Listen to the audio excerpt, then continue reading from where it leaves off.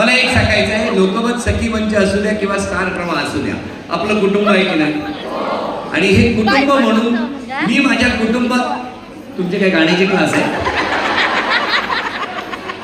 50 kilometre थांबल्याकडे हंडेकडे जाऊन उभ्या राहा.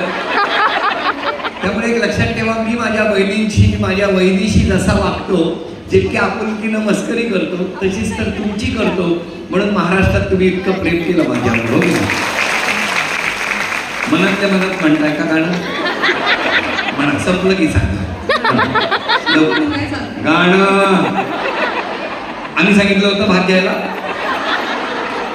25 जणी बसले तिकडे. हा म्हणाला होता,